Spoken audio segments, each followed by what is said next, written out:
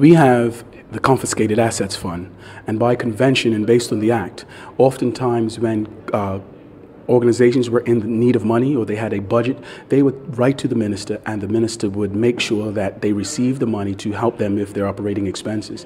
A number of organizations over the years have been the beneficiaries of the Confiscated Assets Fund, and it has gone to help a number of organizations. However, there are many different ways you can use the money. So you can use the money, and the money was correctly used for NAMLAC. That's the anti-money laundering body, and they have used the money in the advancement of their work. The money has been used for a number of our other financial commitments, and that is a legitimate use of the money.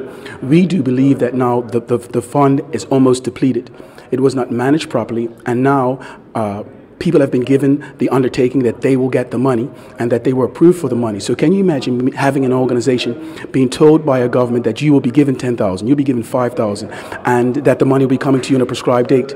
We are now seeing all the people coming in with the letters from the former minister saying that they would like for us to honor this commitment, and when we go to investigate and to pay the money, their money is not there. So the money was not properly organized.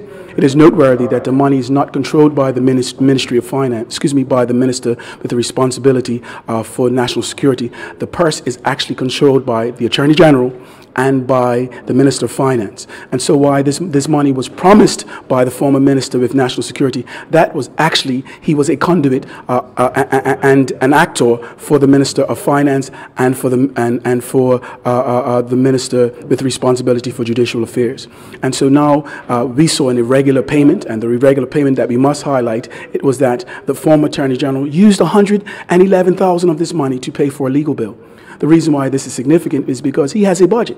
He has the opportunity through a prescribed item in his budget to pay for litigation and all matters that arise thereof. For this money to come out of the confiscated assets funds, we're saying it is an irregularity, if not peculiar. Why?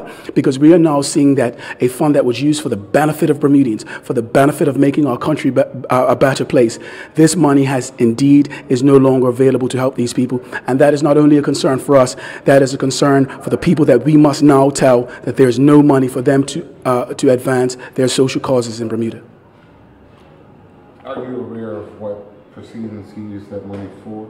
There is an itemized element of where this money has gone, and I'm not suggesting that anything illegal has taken place. I'm simply saying that, and next week in the House, I have undertaken to give an itemized spending of the confiscated assets, and it'll be premature, and if not, a breach of parliamentary procedures for me to give that to you now. But next week, I have given the Speaker an undertaking that I will let, line by line, precept upon precept, for us to give an indication where that money indeed was spent.